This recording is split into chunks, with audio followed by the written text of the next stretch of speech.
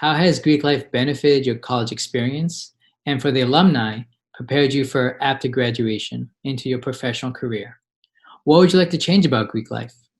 Where does social and economic justice fit into our organization's missions and daily actions?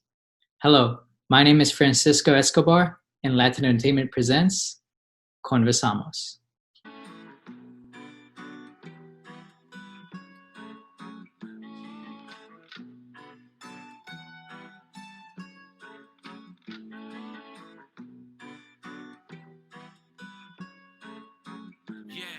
Yo, is it that wrong? I'm making a song, I'm taking it back for the platform that I formed. Music's helping me transform. I run the reservoir, the predator, like a hungry carnivore when I'm breaking through these heavy... We have an expert panel ready to discuss Latine Greek life. But first, please check out our Fundraising Initiative for this episode. Do Nord Riot Recovery Fund, a fund to support Black and Brown companies affected by the riots in Lake Street Corridor, Minneapolis. They are dedicated to rebuilding Minneapolis in a way that ensures the cultural beacons are restored.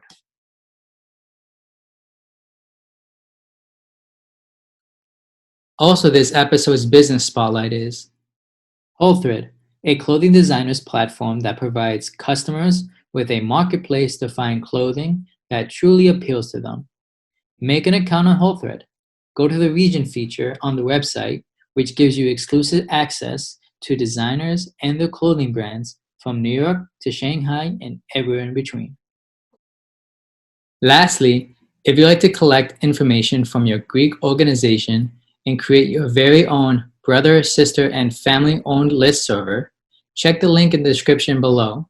Copy and edit fitting to your organization and their members. Then send it to conversamos.latinidad@gmail.com to be part of the larger shared database that will be distributed later in the year. This is when Greek life engages with cooperative economics. Let's support each other. Now let's get into our panel. We have Sergio Gael, Alberto Jacinto, Raisa Escobar, Jeremy Watson, David Orta, Daniele Gote, Brian Noel Diaz, and Luis Humberto. Thank you all for joining us. And for our first question, how has Greek life benefited your college experience? And for our alumni, prepared you for your professional career? I'm a first generation student, right? Second generation American, first generation student from an urban education environment, right? And, you know, for better or worse, I was underprepared for college. And I think that being all of those intersecting experiences in my upbringing and then kind of being just supplanted and put into a new predominantly white, pervasively white college environment was a big shock for me, right? And I think that for so many ways, being in a Latino fraternity really gave me the opportunity to be with my people in an unfamiliar environment, right? Looking back, one of the ways that I didn't realize that my fraternity and being involved in Greek life was helping me was actually learning, how to navigate institutions, how to manage and lead organizations in ways that I had not been previously exposed to, right? Like having limited professional role models and limited experience or exposure to quote unquote professional, spheres. The fraternity gave me that insight and that ability to learn that skill set, right? So even just kind of on a concrete level, I think that exposure to other Latinos who were professionally minded and professionally oriented really prepared me for the real world, I think. As an undergrad, still am in a very male-dominated space. I am in technology. That's what I study as an undergrad. I was in cybersecurity, and now I do digital marketing on the SEO end. But just finding that community of strong women, professional women as an undergrad when I was so young and still trying to find myself and navigate the college life, it was so important to me. And I'm forever blessed for the hermanas and the mentors I have gained as an undergrad. And now as a full professional out in the space, out in the real adult life, I see how I am now currently a mentor to younger women who are still trying to find themselves as an undergrad, just navigating life in general. So in regards to just benefiting overall, I think it's the mentorship and just the professionalism as a woman that I've grown to be thanks to my sorority. Two things that come to mind, definitely like Larissa was saying before, in the sense of community. I'm a part of Iota Phi Theta Fraternity Incorporated, and as a historically Black organization, I felt welcomed in the spaces provided for me in my previous identities. Although being Dominican, I felt embraced and I felt like I could thrive within these group of mentors and leaders. Secondly, through the course of my undergraduate into my graduate career, I just recently graduated from Teachers College in the higher and post-secondary education program. And I think scholarship is an essential value to our organization. And I think people have a negative stereotype of our types of organizations. And I think it's just an excellent job that we do in the sense of creating that culture of an academic support system and, encouraging others to further their education. And I think they really enforce that and help me really, be successful in these spaces. Thank you, Brian. And Jeremy? My situation is unique in the sense that I pledged the organization after I finished my postgraduate work, after I was already established in my career. I pledged the organization at 33 years old. And so I think one of the main reasons why I wanted to pledge the graduate induction process closely related to identity. Growing up as a African-American male, but also navigating through my Latino culture, trying to figure out who I am on both sides. You're either not Black enough to be with the Black ones, not Spanish enough to be with the Spanish ones. And when I found this organization, and granted, I found it like 15, 16 years ago, making the decision to pledge at such an older age, well beyond my undergraduate years, was a no-brainer. Because here was a group of men who love to give back to their community, who celebrated culture and scholarship, just as Brian said, I identified with, I closely related to. I think that my pledging was the capstone to figuring out who I was as a Latino, as just a brother within Latino unity. I could say it could have been easily another organization, but I think I found the right one that was made just for me. And my work with the organization of my brothers have started here and gone way up. And I couldn't be any more grateful for the people who've been introduced into my life.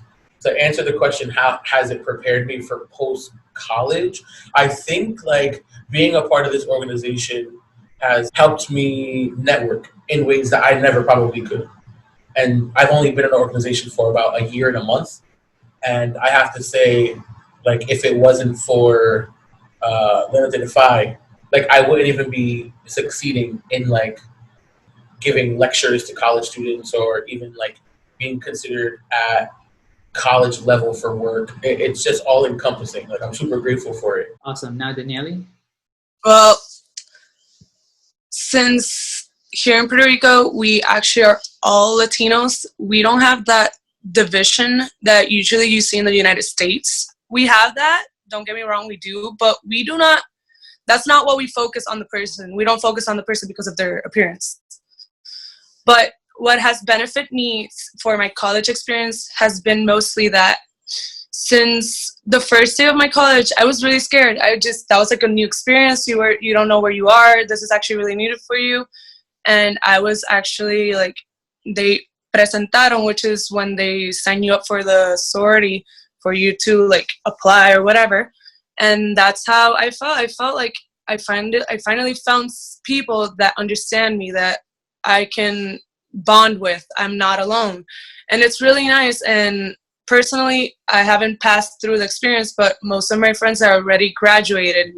they have received a lot of help from the women that are in the zona, which is actually the ex-alumni from our sorority. And the women from the zona has actually helped a lot of our chapter girls reach their goals, not only in jobs that they help us find. They actually join us together in whole Puerto Rico, so we actually travel Puerto Rico to pursue our goals and everything. We have like different types of ways where we can grow in our college and professional life.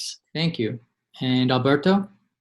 But it definitely felt like a kind of a culminating experience for me in college. You know, as part of a freshman socialization program, I made friends there, and then I had my, you know, close friend group. But crossing kind of, you know, opened me up to this new world of people, and definitely had a fun last year of college.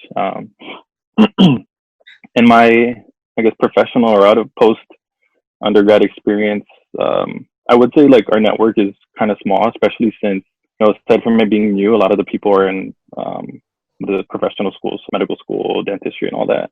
There's a few of us in graduate school and doctoral programs specifically. So, you know, if I'm ever in a city, I'll go hit up one of my brothers and, you know, hang out at one of the conferences and stuff. It's been nice to connect with people that way. I can hear a lot of my experience resonate with a lot of stories, and the reality is that here in the Texas-Mexico borderlands, we also are not like multiracial place. Like most of us are Mexicanos. Like where I went, it was 92% of the student population was of Mexican descendants. So, you know, I never experienced the otherness until I left. But the otherness that I did experience was growing up as a queer individual on the border. You know, it's like Texas is hella conservative. Being Mexican and Catholic is really conservative. I felt like the fraternity was going to be a sort of cloak to my queer identity. And in reality, when I left to Michigan, I came out to my fraternity brothers before I came out to my real family. So it just goes to show like the power of trust that we sort of lay upon.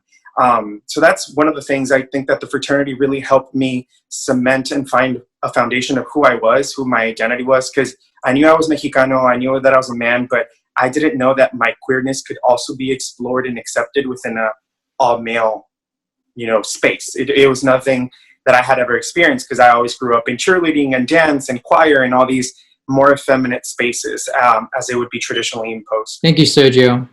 And Luis? Why? Well, my experience with the Greek world has always been most of the cases of one of hypocrisy. Although I have met excellent people and had good time with the Greek world, it's not one for adults. We can collaborate in activities to raise funds or collaborate in civic works. But even within these collaborations, you can notice the hypocrisy and the psychological media fight of who gets the leading role in the activity. But it's fine. It doesn't mean there's no genuine people in the Greek world, but the mass is not. But it'll all come back on what do you want to do inside. You know, united, the Greek world, it has tremendous potential. Separated is only a constant competition. This is like an objective perspective. You know, it doesn't mean we don't establish genuine relationships. And like I have good friends from sororities and fraternities like Daniel here.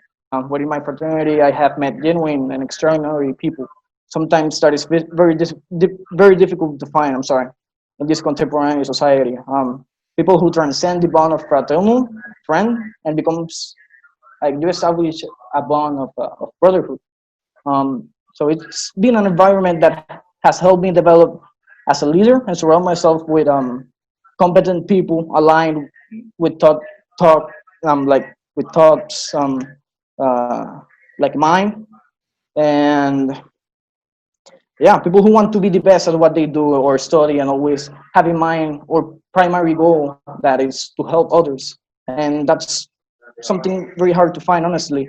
But I'm only an undergraduate student. I started up in software engineering in my West Campus, University of Puerto Rico, ending my studies in psychology. Big change. But I don't know the experience post-university because I haven't lived it. But I could say this fraternity is a crowd of leaders. Like if not, those who develop within will be. So Thank you for all your responses. Now, what would you like to change about Greek life? David? one of the things I really valued about joining my fraternity when I did in my undergrad was that it provided me with a space to be myself. It provided me, space to enjoy Latino culture, right? To speak Spanish, to live life like I did back home. It was like a home away from home, right? I think that's the phrase that we use pretty often in a lot of our circles. At the same time, I think that insulary experience was not necessarily reflective of like the real world. A lot of times the competition that is generated between fraternities, I think in my experience, there was a lot of that, right? Like there was a lot of that hostility, that competition, the rivalry, right? That sometimes escalated into like physical violence, and sometimes, but a lot of times just on social media, right? Like even all of that. And I think, that is an issue that is, again, to Luis's point, right, is a little bit hypocritical, right? Because one of a common value among many Latino Greeks is Latino unity, right? Like we claim to be about being a united front and, building community, but in reality, it doesn't always play out that way, right? And I'd say that if there was one thing that should change, based on my undergraduate experience, right, that's a big part of it, right? That I think that we need to figure out ways to move beyond that, right? Reflecting as a professional, right, I've learned that as big as the world might seem when we're in undergrad, right, it's a lot bigger. At the same time, communities are smaller, right? Yeah, Luisa? Awesome. I feel like David and Luis took the words out of my mouth because that's exactly what I had written down in terms of my undergrad experience. It's sort of a popularity contest. Greek life, if you get too wrapped into it, it could become more of like a high school feel. And I feel like people forget their focus and why they join a specific fraternity or a sorority in the first place. I've always said that the letters never made me. I made the letters, and I just say that to say that some people need the letters to feel like they're important or that they're cool, or it gives them an extra like boost of confidence, whatever that is. Some people live and die for the letters. I as well. But you shouldn't forget that you're more than letters. At the end of the day, you are studying something. You're going to be an adult in your post-undergrad life.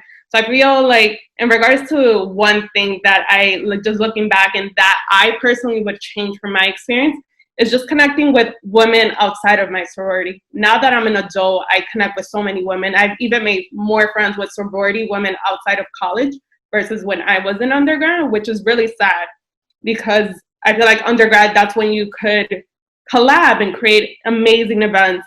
You have so many opportunities as an undergrad that you probably don't have as an adult. You don't get a budget to just create events and do stuff on campus. You have a voice as an undergrad. So yeah, just looking back, I think reducing the cattiness between women, at least in New York, I feel like it's very, very important. I would definitely go back and just change a couple things about like my personality as well and just how I approach the situation as an undergrad. I feel like women really need to come together. And that's one thing I preach the undergrads currently, because I don't want to see that cycle continue, at least for New York. I don't know how it is outside of New York, but New York is very catty. You're Jeremy.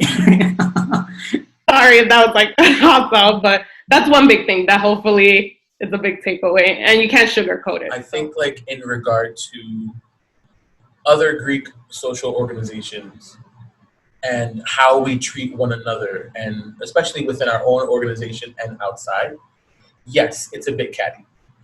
I think for the sake of this conversation, I want to say that it's a human thing. Feeling like we're in high school debating with one another.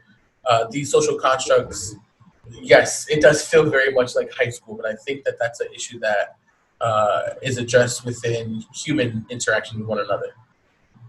I think that Greek life and what one of the issues is we bring that into this space. we take what happens out in the outside world and we bring it into this Greek unity world where it continues. And like, I'm sure that all of our organizations stand for great philanthropic, ventures, and I'm pretty sure like there are things that we hold close to our heart that we stand for, but we have no more space for the bullshit. Excuse my language. We shouldn't be bringing that within Greek life. We shouldn't be bringing that into our own personal organizations. And I think that's where we fall short, because if we hold ourselves to a certain standard, particularly because we do wear these letters, and these letters represent more than ourselves, we should be holding ourselves to a higher standard, and we don't. And that to me is frustrating, because although I could advertise my fraternity and my chapter, to kingdom come, at the end of the day, if there's still a discourse or a disconnect within my own chapter or organization, all the good that we do falls to the wayside. It's a conversation about less about what we did for the community and more so about how we're dissing each other, talking bad about one another. We shouldn't have a rivalry between organizations.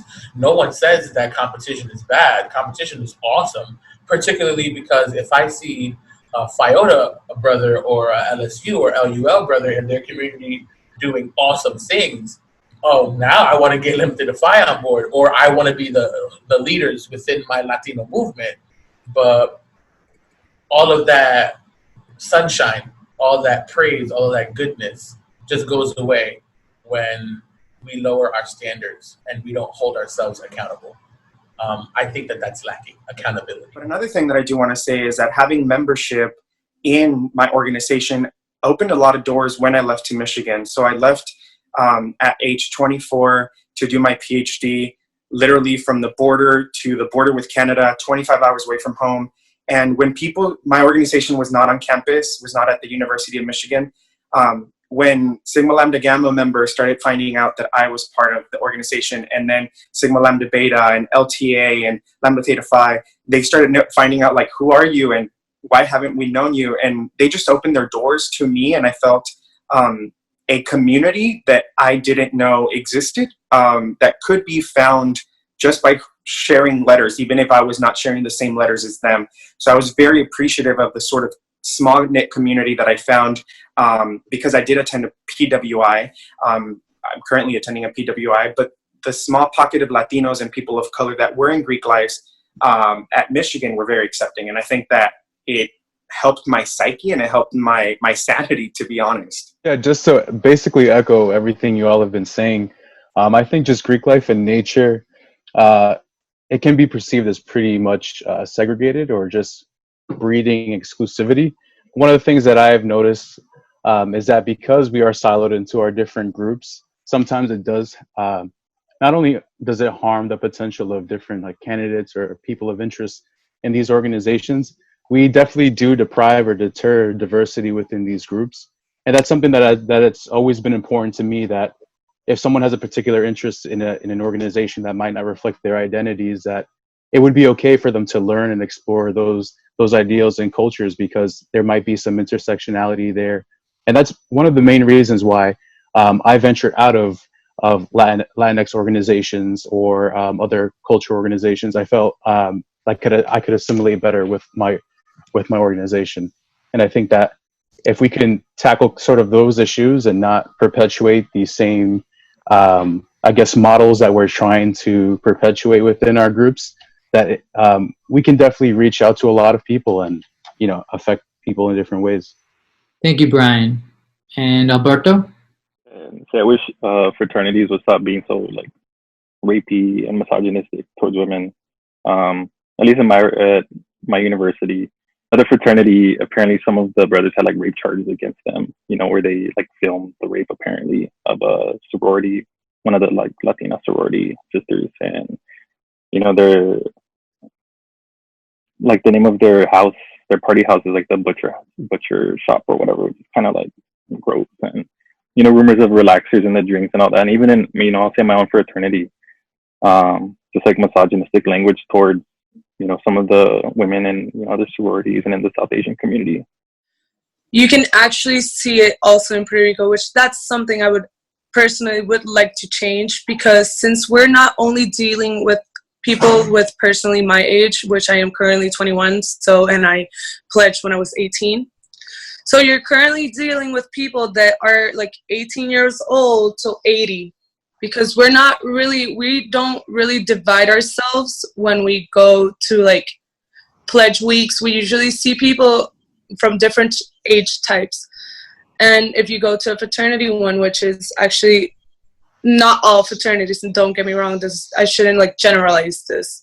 This just happened once, and it's something that I would really like to change, because it like makes us feel like the sorority that every time we pledge new girls, the guys are like, oh my God, they're new girls, they're new people in the group, there's new people to meet, and that's fine, but don't go to them wanting something else. If you just want to meet them, you want to say hi, it's fine. I really would like to change that, because it's really unfair, since at some point you don't feel comfortable going to the activities from fraternities or sororities, because don't get me wrong, you can also see it from the girl side. Like that personally happened to me with one sorority in Puerto Rico with one of the girls, which was like, it was awful. And it's something I generally like to change. We need to go back to the root of our organizations, not only of our individual organizations, but of Greek life in general. And for those that don't know, Greek life in general was created by, yes, white men, but as a way to protest against the educators that were being so against them. Now, this is the way in which these sort of societies came to be. And if you think about it, I mean, all of us are people of color within the US parameters. The universities in which we're in were not designed for us. They're not designed to accommodate us. Even if universities have their diversity, equity, inclusions, there's always going to be plot holes, because they don't understand what it is like to have a father who was deported. They don't understand to be a first-generation American. These people that are creating these legislations have been bred into these lines, right? So I think that a lot of what we have to do is think of who we were and not forget that. In my experience, I feel like the competitions comes from who can throw the best party, who can have the best recruitment week, who could do the best paddles, and it's all becoming materialistic. And I think that why our organizations came to be, it became as a creator of space, but we already have that space. Now, what are we going to do with it, right? And I applaud everybody that came before in our organizations, because they did something. But now what are we doing to better our organizations? And I think that a lot of it comes from a reflective nature that maybe not a lot of us can tap into, right? We need to really sit down and say, well, who are we as a structure? Who am I as a larger component of this organization? And how can I find some purpose within this, right? There are two types of civic work, to say it like that. The one that you do to make an appearance, or to simply do something for other people to watch, and the other is study and have a real impact on the sector you're going to help. Both of these civic works are good, but one is genuine and one is not. So what I would like to change in the Greek world is bring that like genuine, genuine civic work, because a lot of people just do this stuff so they can took up the photo, post it on Instagram. Oh, here I am helping people. That's fine, excellent. But I don't know. I have to work with that in my fraternity, because I don't really have public relationships. I don't post many things. I'm now working with the social medias, but we do a lot of work that impact our society per se. We even have been recognized by the legislation of San Juan. Nobody knows that, only us. Thank you. And to extend on that, because amongst my time being a Latino Greek, I've seen a brother from Land of Theta Phi saluting in protest of Arizona SB 1070, the National Pan-Hellenic Council having a virtual national town hall with the Poor People's Campaign, a national call for moral revival, and the various relief efforts during Hurricane Maria from Fraternidad Phi Sigma Alpha, Sororidad Eta Gamma Delta, and Phi Iota Alpha Fraternity Incorporated. Therefore, my question is, what responsibilities do our fraternities and sororities have to social and economic issues? The answer is really implicit in the question, right? That it is our responsibility. You know, if we could take a step back and think about, you know, Gael really hit the hammer on the nail on the head here, right? Like there's very limited reflexivity, and I think that as a community, a lot of organizations are growing in that respect, right? Like I think we're in a new generation right now where there is a lot of mindfulness around, you know, privilege and status and power, right? Especially now in social media. Like earlier today, you know, the sort of civic engagement and awareness kind of branch of our fraternity leadership posted this kind of prompt around really calling on brothers to be reflective on anti-Blackness, right? Which is a huge issue in the Latino community, like nationally, right? Internationally, globally, right? And that's like one step, right? I think we need to look within ourselves individually, but also as organizations, right? You could write a whole dissertation, Gael is, right, on toxic masculinity and how that prevails and how that is embedded in many of like the practices of fraternities, and we've seen that in this conversation. I think looking outward is also the other way that we need to think about this. As alumni, as graduates, right? Keeping that spirit alive of being involved in our organizations in a way that continues to lead them in that self-aware kind of approach, right? Is one way that we do that. You know, moving continuously in that direction is you know, it's on us. Our civil duties as members of Greek life, it exceeds way beyond just your undergrad years. It's just not, oh, I'm going to do this community service as an undergrad and then forget about it once I graduate. No, I feel like one important thing as a member of Greek life is instilling that and the values in yourself. I feel like always giving back is important. Always being part of something bigger than yourself is important. Even what's happening in our climate today, everything around George Floyd, I think, how are we engaging in these conversations, and how are we standing up for other people, especially people of color? I feel like it's our civil duty just to do that as human beings. Like, forget the letters, forget everything. It's more about just humanity. And I think everybody should have that, just some sort of civil duty that allows them to give back to the world. The best way in which we can continue to shape our communities is just the way that we model those values and set those examples for others. I don't think there are any limitations to how we can interact and serve as a resource to others that haven't had the collegiate experience that we've all had, whether it's undergraduate or graduate. I think it's especially the ball is in our court in the sense that, you know, we've been giving these resources and we have all of these theories and ideas that may be challenging to the people in our community, but because we, you know better, I think it's one of our responsibilities as fraternity members, sorority members, regardless, you know, of our affiliations, to continue to challenge some of these more conservative ideals and mindsets, and to really push for more understanding. So when it comes to responsibility, again, like, it's limitless, and, you know, we are definitely put into these positions for a reason, and we should make the most of it. Thank you, Brian. And Jeremy? For me, I have to talk about the things that are happening on the local level, because I'm in New Jersey, New York City area, and not only are we dealing with the death of George Floyd and Black Lives Matter, but we're still in a pandemic. And,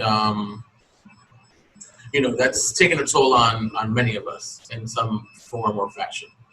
So some of the things that we're doing is like, I know for my graduate chapter, to empower the Latino youth, we've been giving workshops on financial literacy. I've been giving workshops on how to deal with COVID-19. Some of our undergraduate chapters have started taking donations to help COVID families.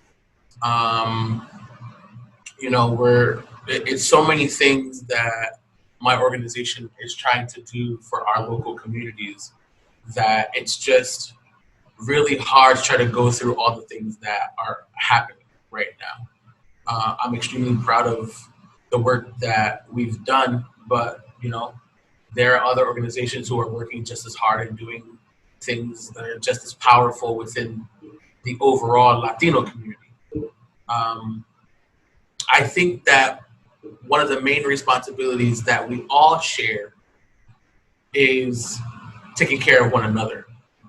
No matter what color we rep or what letters we wear, it's important that we take care of each other.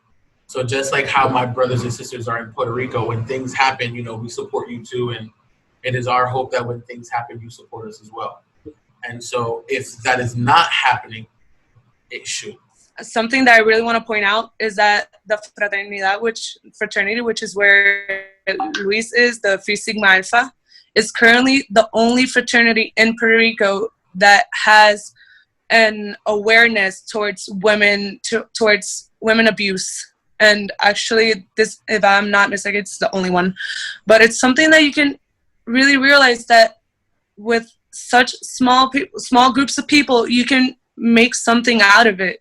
Like if we unite the whole sorority in Puerto Rico, which is actually where 4 chapters and 8 zonas, which in total we're like 300 to like 800 active in the sorority, which is something in Puerto Rico that's like a little bit big. And we do make our protests individually to things we do care about. So I think we do have the ability to make a change.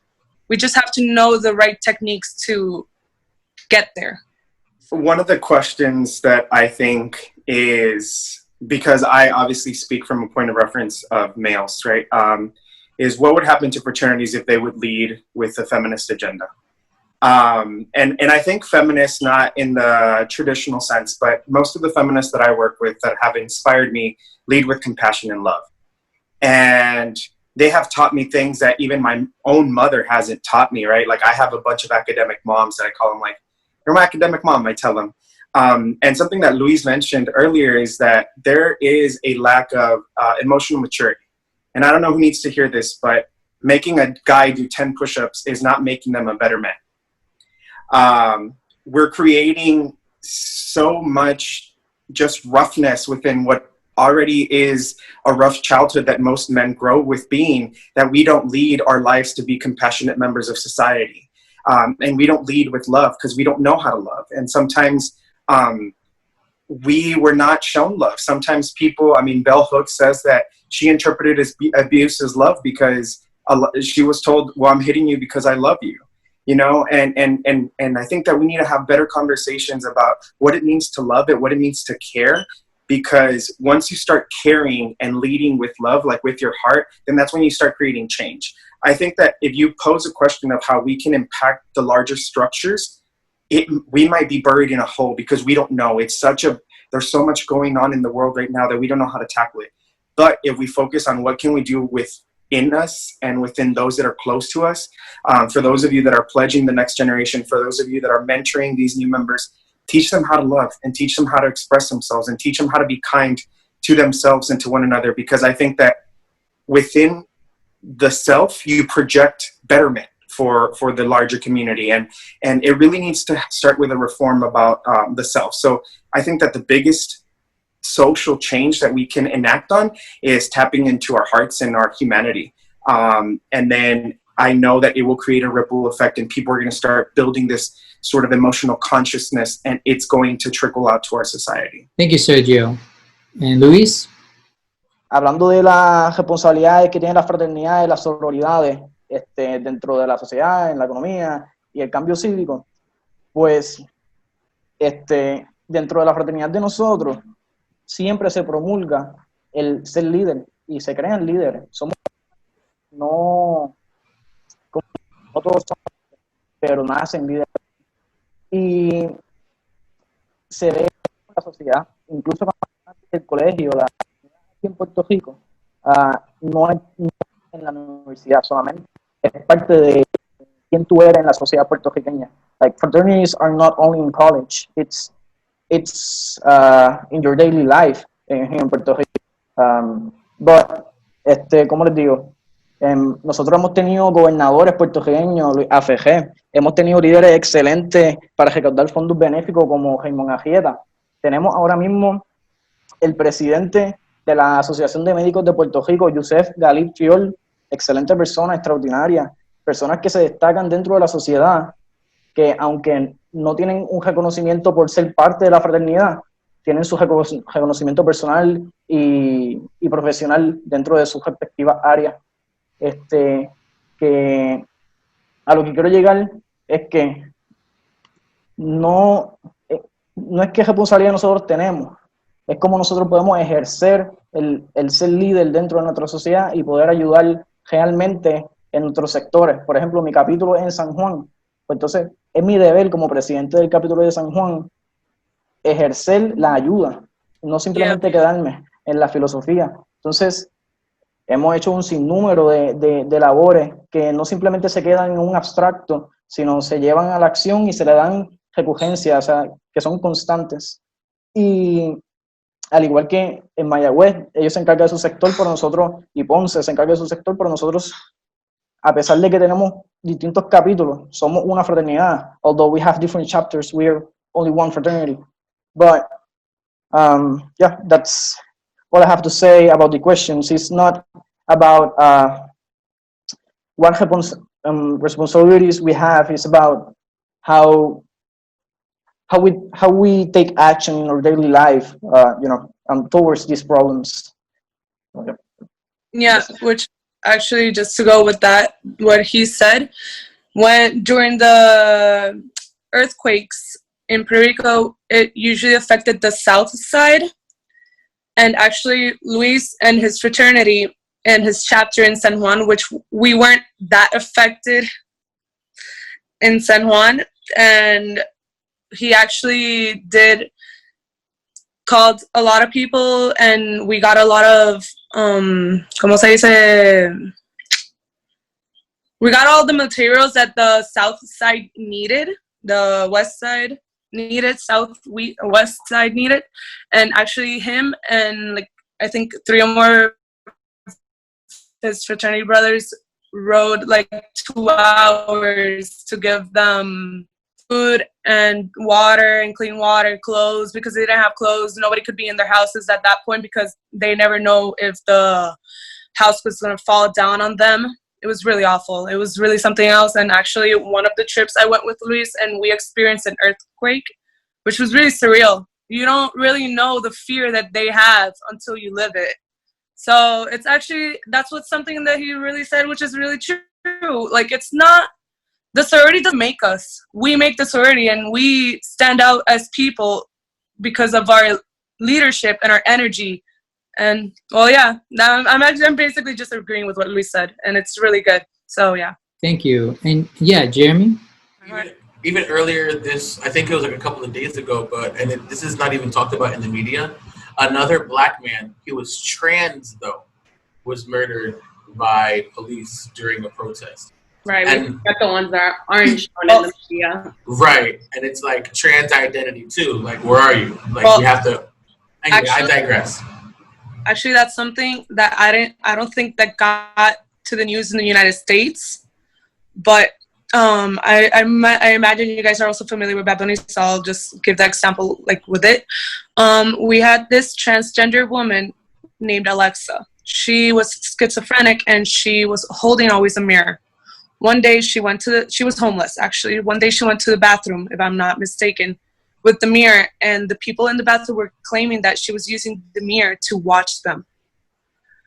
Later on, like 2 days later, like a day later, a video of her came out of people jumping on her and killing her because of what she did. And that is something that just gives me chills. That's something I am really against. Now, to extend on that, what are your thoughts on fraternities who are opening up their memberships to any individual who identifies as male and sororities who are opening up their membership to any individual who identifies as female, regardless of their sex assigned at birth. Yeah, Alberto? I think a lot of, or at least my perception of fraternities is that, you know, they're cisgender, heterosexual guys, right? You know, these people have a lot to benefit and learn from, you know, what it means to be a man or, you know, identify as a guy. And I don't know, to me, it's not about just, you know, having this hegemonic idea of masculinity where it's like, you know, I guess you could say like alpha male, I guess is a term that a lot of people use. Just when I was rushing, I told, I was like a junior at the time, I told them, I was like, you know, they have to know that I'm queer, and like they, you know, if they have an issue with it, then that's not for me because like I'm too old, you know, for this shit. Like, or to be putting up with people's, you know, stuff. It was nice that they were kind of, you know, open to me, you know, rushing and touching and all that. But you know, I think it, you know, fraternities have a lot to benefit from, you know, having different groups of people. Yeah. Actually, that's something my sorority was talking about in last year general meeting, which we have a yearly general meeting, and we do like things to the book we follow the rules from and everything. Actually, in the book states that you can only pledge, you can only be part of the sorority if you were born a female and you have a credit. I don't think it's called credit. Nosotros le decimos crédito. The classes, specific types of classes in the university, if you don't comply with all of them, you can't like submit and be part of it. But I strongly believe this is a topic we're going to talk about and overall, and I strongly do believe they should allow transgender women or women that, or people that just feel that they are women. And that's something I think that will be changing in the future, which actually when in the 1920s, 1930s, you couldn't become one of a sorority sister from one of our sorority sisters if you didn't pass the fan test.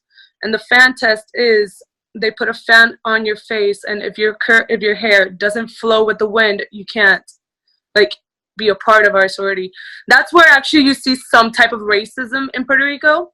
But that was in the like 1920s, and we've overcome that. We don't do that anymore. We're actually very open people. We're very open-minded like people right now, which I actually found that really unfair. We stopped doing that, if I'm not mistaken, 1940s, 1950s, when actually there was like a huelga, another huelga in the UPR system. But yeah, I do believe they should be allowed. We should treat people as equals, and we shouldn't generalize people. We shouldn't like always be against other people just because they're different from us, just because they have a different mentality. You guys should always be open. That's my personal like what I think about the topic. We are operating in a society that is heteronormative, right?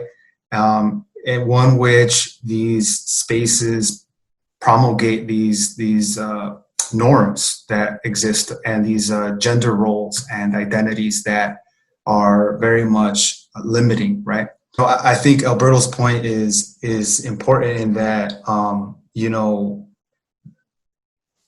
and we could kind of tie this back to the conversation that we were having just a minute ago around structures, right? Like all these big issues, these big problems in our society, and where we begin to make a change, right?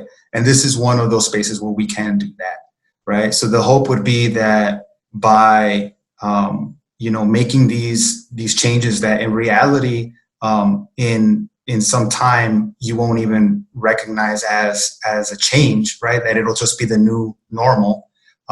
We will be able to make some real cultural shift in the greater society.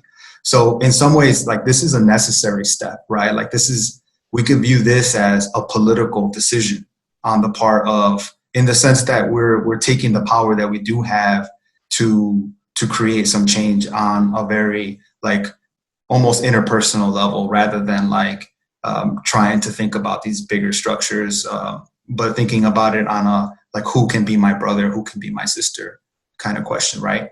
And that's where it starts. 100% agree. I think the spectrum is so wide that you can't really, we're not in a position to start segregating people just because what you're a male or female or non-binary. No, if you identify as something and you feel closely that you connect and your values and your beliefs connect with a certain community, I feel like any organization should be open to accepting anyone who aligns with your beliefs.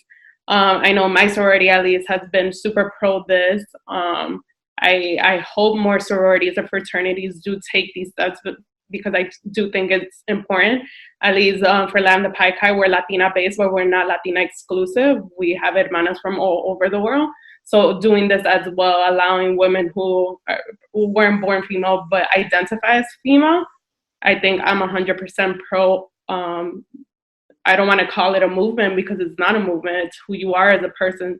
So I'm super for it. If you identify with the beliefs and are aligned with the people in that community, then I'm all for it. Personally, I'm gay. Like, that's who I am. Like, no apologies. Like, take it or leave it. In terms of my organization, I feel like it wasn't even an issue in terms of when I pledged with my Line Brothers, with my chapter. But I say that to say this. My organization prides itself on tradition. More so tradition in the sense like of keeping Latino traditions alive. And you would think that my organization would have an issue with individuals who identify as a different sex or assigned at birth females and transition to males. But we don't.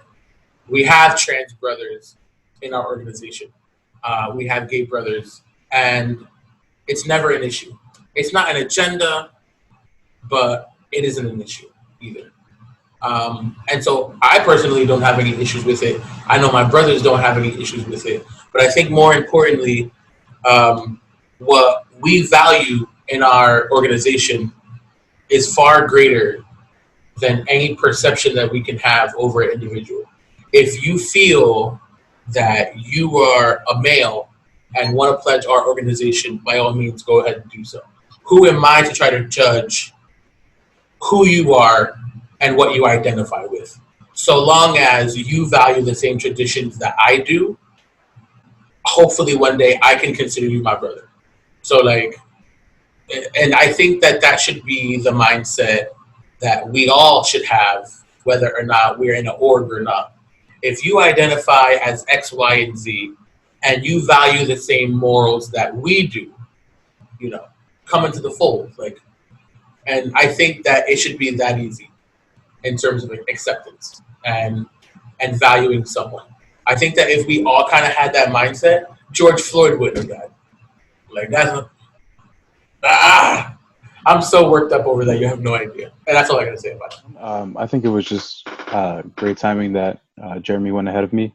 For our organization, our motto is to build a tradition, but not to rest upon one. And I think that's really important when it comes to progress, right? A good number of our chapter members, specifically in Pi Omega, have faced experiences where they were discriminated by their sexual orientation and how they identified. And at least just from a local level within our chapter, I think that's something that we're proud of, that's something that's never been in question, whether a person is valid based on their identity, their beliefs. I think it's just always, having that good faith and being open to whoever is interested. On a national level, I believe we do have a lot of work to do in terms of this topic. But I think it's just getting over the whole idea of this theme of masculinity and, just because we support others who may identify out of the norms, or so they say, doesn't mean or belittle any vision or perception of our organizations. And I think it's just even more powerful when we're united and we are accepting of these other groups. Now, the folks that are leading our organization are folks that are aware of university life, aware of the politics, aware of the legality of it. And I study masculinity so much, and I think my thing is I always want to educate people. And I think that people need to understand that the ways of becoming a man and of living a man and a woman change for all of us, and we all have different interpretations of what it means to be a man or a woman, because not all of us grow up with the same privilege, not all of us grow up with the same disadvantages, and gender sort of fluctuates. And I mean, if you study sort of just before, you know, we were colonized, like more than 3 genders existed, and you know, 2-spirited folks exist still to this day. And I think that our perceptions of gender within fraternity life are very colonized perceptions, or very binary. When really research about this has been happening for over, you know, 50, 60, 70 years. In regards to this, I feel like it's a step forward for our organization. I feel like it's the right thing to do. One of the things that I tell people is, how do you already don't know if we already have transgendered folks in our organization, right? Like, I personally have never asked anybody to show me their genitalia. And if people associate genitalia to gender, then they need to have more awareness of how gender and sex are constructed. And also, I've faced a lot of people that are like, well, I'm okay if they transitioned, right? If they've already gone through the whole gender reassignment. And I'm like, or sex reassignment, sorry. And I tell them, well, that's a very expensive procedure. And if our organizations are supposed to cater to people of color, a lot of our communities don't have health insurance. A lot of our communities don't have disposable income. Many people continue to live on the same body that they were born in, but they present themselves, right? Like their gender presentation, their gender expression is very different. And for an organization that is exclusively for men, we don't have enough conversations of what it means to be a man, and sort of like the different types of masculinities and the different types of manliness and manhoods that exist. And obviously, I mean, that's like a life journey, right? But if people were to tap into these things and just understand that not everybody identifies with the same things that I do, and not everybody lives by the same creed and sort of experiences that I do, but you need to learn respeto, right? And one of the things that I tell people is like, you know, Benito Juárez said que entre los individuos como las naciones, el derecho al respeto ajeno es la paz. And that's one of our pillars. And I'm like, if you cannot respect other people, then are you really living by what our organization is about? And they can't, they don't come back at me, right? Like, they want to dissuade it because I'm throwing our own values to their face. So I think it just starts with acceptance and respect, you know, and we need to do it across the board, not just my organization. Thank you. And with that said, that is all the time that we have. Thank you all for joining us. For everyone at home, make sure you like the video, subscribe to our YouTube channel, and follow us on Instagram. Also, if you'd like to collect information from your Greek organization and create your very own brother, sister, and family-owned list server, check the link in the description below, copy and edit fitting into your organization and their members. Then send it to conversamos.latinidad@gmail.com to be put on a larger shared database that will be distributed later in the year. This is when Greek life engages with cooperative economics. Let's support each other. And tune in next week as we discuss about machismo and patriarchy in the Latina community. All here in Conversamos. Yo, is it that wrong? I'm making a song, I'm taking it back for the platform that I formed. You should help me transform. I run the reservoir, the predator, like a hungry carnivore. When I'm breaking through these heavy doors, this is Desert Storm. A metaphor to show I'm equipped and informed. I'm striking with the mega force, I'm lukewarm, your crew swarms. With the fear, my lyrics do harm. If you ain't lending a hand, I'm breaking your 2 arms, so listen. I'm sniffing the difference on my mission, I'm craving. I envision these premonitions like Raven, I'm gifted. I saved it, now it's time to shift to my haven. My advanced pace, it remains in a basin where I'm chasing pavements. Straight erasing with this